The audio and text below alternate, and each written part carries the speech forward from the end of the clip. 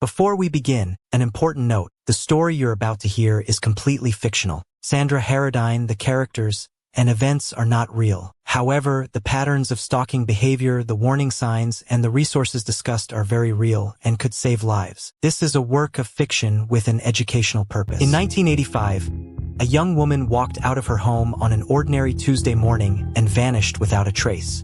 What police discovered 3 weeks later would haunt a small American town for decades. This is the story of Sandra Haradine, and the mystery that still demands answers. If you're listening right now, help me prove something wrong. My mother said I wouldn't even reach 1,000 subscribers, but I believe stories like this deserve to be heard. Help me show her that these tales matter. Please subscribe to Sinister Story House. Let's keep breathing life into stories that were never meant to stay silent. Now, let's continue. Sandra Haradine was 23 years old, a graduate student at Valley State University, known for her infectious laugh and her meticulous organization. September 17, 1985 started like any other day. She kissed her roommate, Ellen Mercer, goodbye at 7:15 a.m., grabbed her leather satchel filled with research notes, and headed toward campus. She never arrived. Ellen didn't think much of it at first. Sandra sometimes stayed late at the library or grabbed coffee with classmates. But when Sandra missed their planned dinner at 6 p.m., something she'd never done without calling, Ellen's stomach began to knot with worry. She tried Sandra's usual haunts: the library, the coffee shop on Main Street, even the corner bookstore Sandra frequented. Nothing. By 9 p.m., Ellen was dialing the police, her hands shaking so badly she could barely hold the receiver. The officer who took her call was dismissive. "She's an adult, ma'am. Probably just forgot to call." But Ellen knew better. Sandra was the most reliable person she'd ever met. What Ellen didn't know yet was that she'd never see her best friend alive again. And what the police were about to uncover would turn a missing persons case into something far more sinister. The first 48 hours of Sandra's disappearance revealed a disturbing pattern, or rather, the complete absence of one. Her car was still parked outside their apartment. Her purse was found on her bed. Her wallet, cash, and ID were all accounted for. It was as if Sandra had simply dematerialized mid-step. Detective James Holloway caught the case on day 3, and immediately, something didn't sit right with him. He'd worked missing persons for 15 years, and he knew the statistics. When young women vanish this completely, it's rarely by choice. The university confirmed Sandra never made it to her 9 a.m. seminar on Renaissance literature, her favorite class. Professor Davidson, who'd mentored Sandra for 2 years, broke down during questioning. She was working on something, he told Holloway, his voice cracking. A research project she was really excited about. She wouldn't just abandon it. Holloway organized search parties. Volunteers combed through parks, wooded areas, and abandoned buildings. They distributed flyers across 3 counties.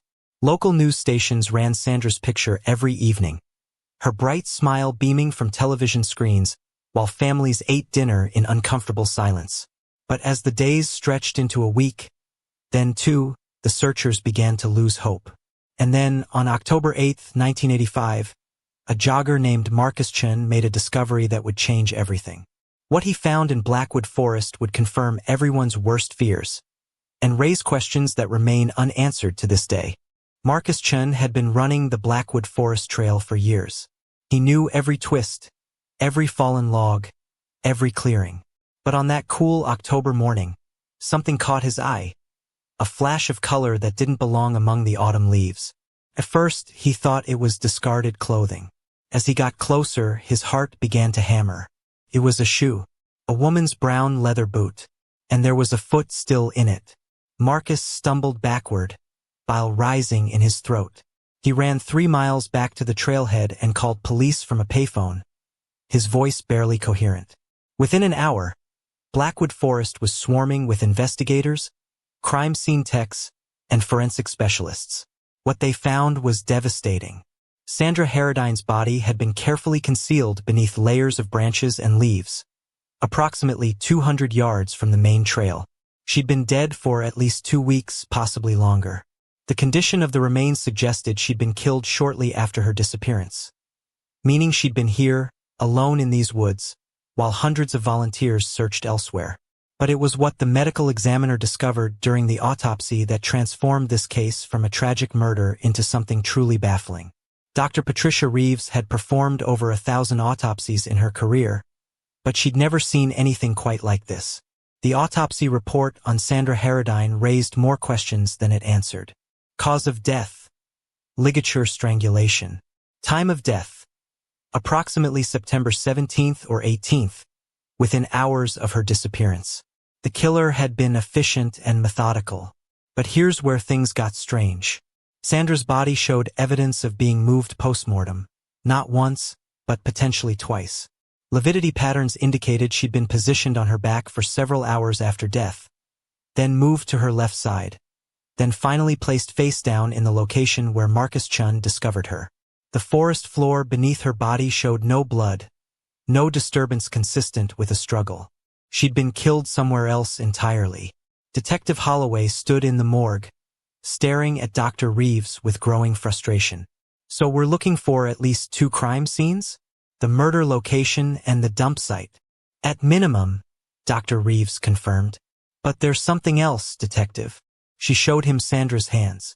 The fingernails were clean, no defensive wounds, no skin cells from an attacker, no signs of a struggle whatsoever. Yet toxicology came back completely negative. No drugs, no alcohol, no sedatives. So how did he control her? Holloway asked. A 23-year-old woman in broad daylight, and she doesn't fight back? Dr. Reeves had no answer. But the strangest detail was yet to come, and it would send the investigation in a direction no one anticipated. 3 days after Sandra's body was discovered, a woman named Ruth Caldwell walked into the police station with a story that seemed impossible. She'd been driving through downtown on the morning of September 17th, the day Sandra disappeared, and she'd seen something that had bothered her ever since. I saw the girl from the news, Ruth told Detective Holloway, her hands gripping a styrofoam cup of coffee. The one who went missing. Sandra. Holloway leaned forward. Where did you see her, Mrs. Caldwell? Outside the Riverside Hotel around 8:30 in the morning. She was getting into a car. Holloway's pulse quickened. The Riverside Hotel was in the opposite direction from Sandra's university. There was no reason for her to be there. Can you describe the car? Dark blue sedan. Maybe a Ford. And there was a man driving. Can you describe him? Ruth's face clouded. That's the thing, Detective. I couldn't see him clearly. The windows were tinted. But... She hesitated. Sandra didn't look distressed. She got in the car willingly. She even smiled. This changed everything. If Ruth's account was accurate, Sandra had willingly gotten into a car with someone less than 90 minutes after leaving her apartment. But who? And why would she travel to a hotel downtown instead of heading to campus? Holloway immediately requested guest registries from the Riverside Hotel for September 16th and 17th. What they found there would crack the case wide open, but in the most disturbing way imaginable. The Riverside Hotel registry revealed something Sandra's roommate, her professors, and even her family never knew. Sandra had checked into room 237 at 11 p.m. on September 16th, the night before her disappearance. She'd checked in alone, paid cash, and listed a fake name, Sarah Harding. But room service records told a different story. At 11:45 p.m., someone from room 237 ordered 2 dinners, 2 bottles of wine, and champagne. Sandra hadn't been alone. Detective Holloway obtained a warrant to search the hotel room, but it had been cleaned and rented out multiple times since September. Still, forensic teams went over every inch. In the bathroom, behind the radiator, they found something. A torn piece of paper with a phone number scrawled on it. The number belonged to Dr. Richard Ashford, a 47-year-old married professor at Valley State University. Not just any professor. Sandra's academic advisor. When confronted, Dr. Ashford crumbled immediately. Yes, he'd been having an affair with Sandra for 6 months. Yes, they'd met at the hotel that night. But he insisted, desperately insisted, that Sandra was alive when he left at 6 a.m. the next morning. She was going to shower and head to campus, Ashford told investigators, tears streaming down his face. I swear to God, I didn't hurt her. I loved her. His alibi checked out. Security footage from his office building showed him arriving at 7:15 a.m. His wife confirmed he was home by 8 p.m. Phone records supported his timeline. But if Ashford didn't kill Sandra, who did? And why was she seen getting into a car 90 minutes after he left her at the hotel? The answer would come from the most unlikely source, and it would reveal a predator hiding in plain sight. As detectives dug deeper into Sandra's hotel stay, they discovered something chilling. Room 237 had a history. Over the previous 8 months, for other young women, all graduate students from Valley State University, had checked into that exact room for one-night stays. All 4 were still alive, thank God. But when questioned, their stories painted a disturbing picture. Each had been romantically involved with older men, professors, married businessmen, local politicians. Each had used the Riverside Hotel for secret rendezvous, and each reported the same strange detail. After their hotel stays, they'd felt like someone was watching them, following them, calling their apartments and hanging up. One woman, Lisa Trent, broke down during her interview. I started getting letters, she sobbed. Anonymous letters describing what I'd been wearing, where I'd been, who I was seeing. They made me feel hunted. Detective Holloway felt ice crawl down his spine. They weren't just looking for Sandra's killer anymore. They were looking at a pattern, a stalker who'd been targeting young women involved in secret affairs, watching them, collecting information about them. And Sandra had been his ultimate target. But who was he? The hotel staff couldn't identify any suspicious guests. There were no security cameras in the hallways, just the lobby. Whoever this person was, he'd been careful, methodical, and patient. Then forensic investigators found something in the hotel's registration cards that broke the case wide open. A fingerprint that didn't belong to any guest. It belonged to someone who worked at the hotel. And when they ran it through the database, a name appeared that made everyone in the investigation sick to their stomachs. Donald Pritchard, age 39, night manager at the Riverside Hotel for 3 years. No criminal record. Quiet, polite, forgettable, and utterly obsessed with Sandra Haradine. When police raided Pritchard's apartment on October 15th, they found a shrine. Photographs of Sandra, hundreds of them, taken from a distance with a telephoto lens. Pictures of her walking to class, sitting in coffee shops, talking with friends. Her schedule, meticulously documented. Her routines, her habits, her entire life mapped out on his bedroom wall. And a journal. 50 pages of handwritten entries describing his relationship with Sandra. A relationship that existed entirely in his mind. He referred to her as his soulmate, described imaginary conversations they'd had, fantasized about their future together. The final entry, dated September 17, 1985, read simply, "She betrayed me. She gave herself to another man. I can't let anyone else have her. If she can't be mine, she won't be anyone's." When confronted, Pritchard didn't deny it. He sat across from Detective Holloway in the interrogation room, eerily calm, and confessed everything. He'd followed Sandra to the hotel the night of September 16th, watched her meet Dr. Ashford, felt his fantasy shatter as he realized she was unfaithful to him, to a relationship he'd invented in his head. He'd waited in the parking lot all night, rage building inside him like a pressure cooker. When Sandra left the hotel at 8:30 a.m., heading toward the bus stop to reach campus, Pritchard had approached her in his car. He'd told her there was an emergency. Someone had broken into her apartment. Panicked, Sandra had gotten into his car. He'd driven her to an abandoned warehouse on the outskirts of town, where he'd strangled her while crying. Then he'd kept her body there for nearly 2 days, unable to accept what he'd done, before finally moving her to Blackwood Forest. The confession was complete. The case was solved. Donald Pritchard was arrested, tried, and convicted of first-degree murder. He received life in prison without the possibility of parole. But for everyone who loved Sandra Haradine, the conviction brought no peace. The trial of Donald Pritchard lasted 3 weeks.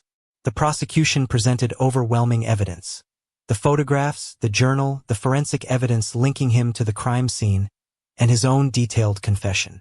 The defense argued temporary insanity, but the jury deliberated for less than 4 hours before returning a guilty verdict. Sandra's family sat in the courtroom every single day, watching the man who'd stolen their daughter's life try to explain the inexplicable. Her mother, Sandra Haradine, gave a victim impact statement that left the courtroom in tears. "You took our light," she told Pritchard, her voice steady despite the tears streaming down her face. "You took our daughter's future, her dreams, her laughter. You took everything. And for what? For a delusion?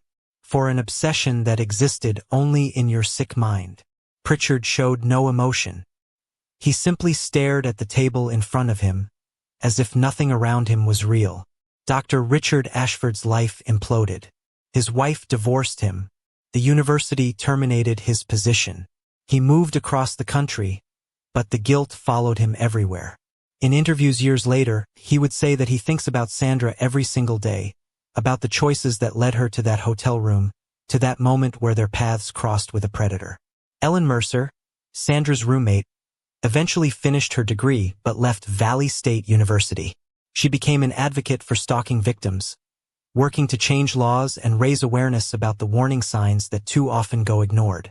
The Riverside Hotel installed security cameras on every floor and implemented new safety protocols. But the damage to its reputation was done. It closed in 1992 and was demolished in 1998. Community Center stands there now. But here's what still haunts everyone involved in the case: the question of what could have been done differently. Even with Pritchard convicted and the case officially closed, troubling questions linger like ghosts. How had no one at the hotel noticed his obsessive behavior?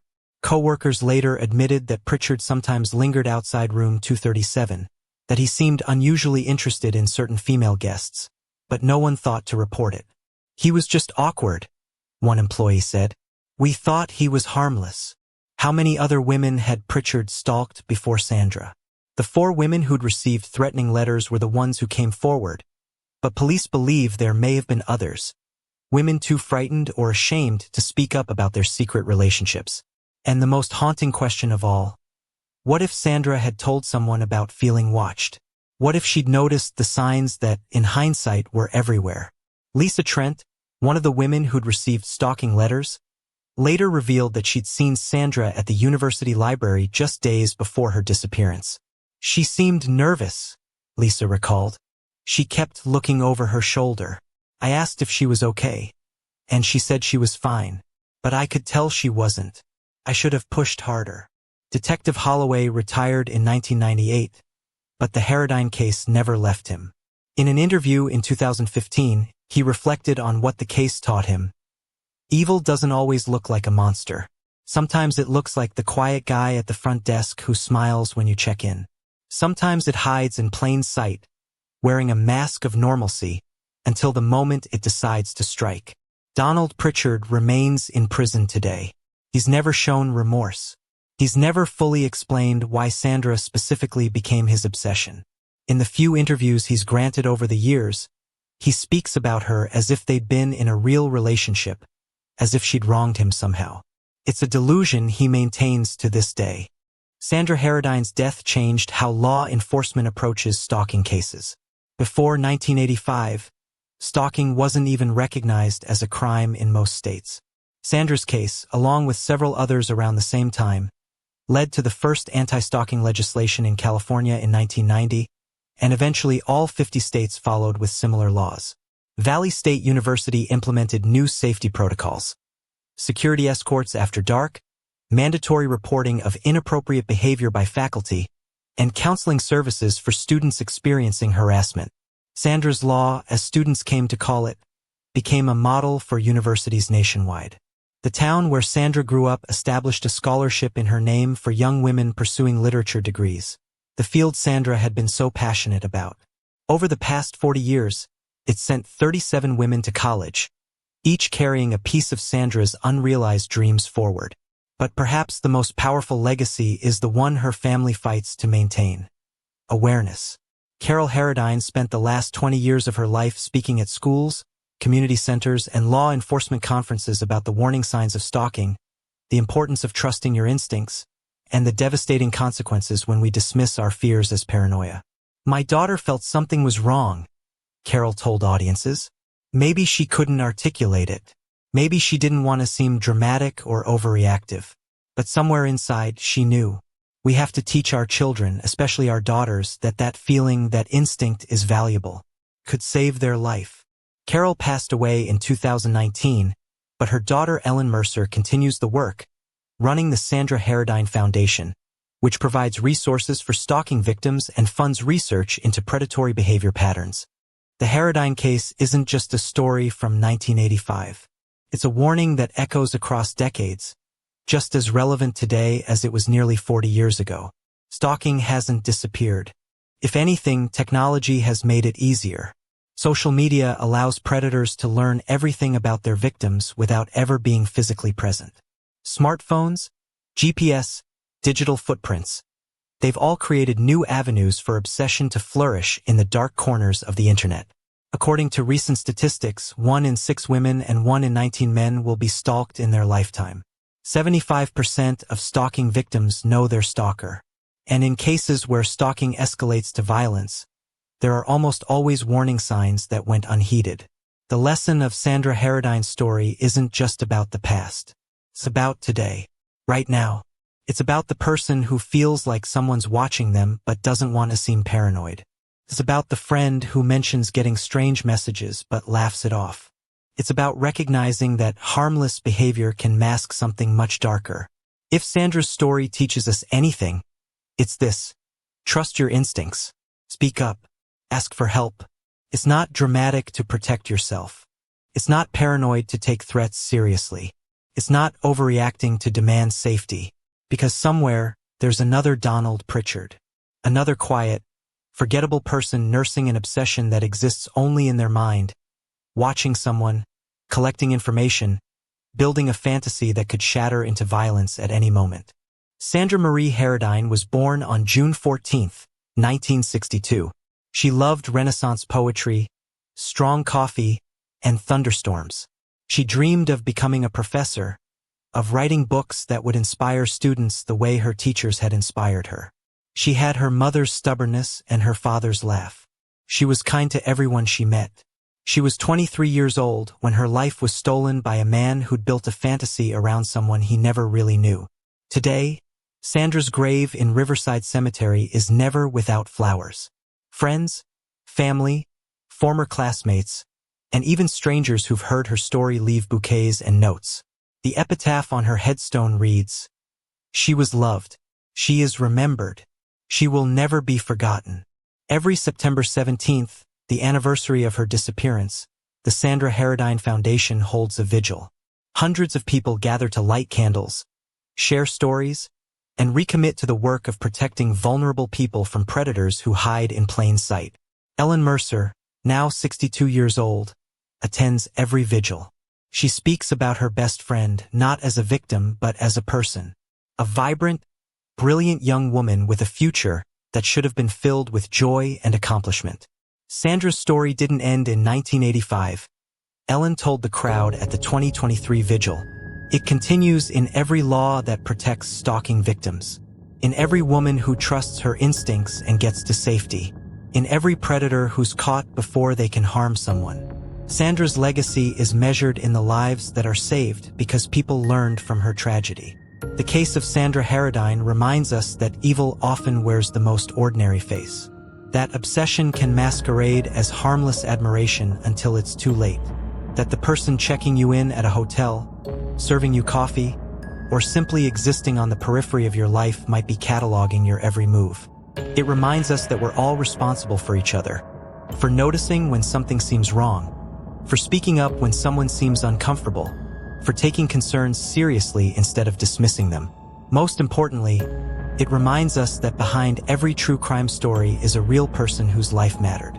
Sandra Haradine wasn't just a case number or a headline. She was a daughter, a friend, a student with dreams and ambitions and a future that should have been hers to live.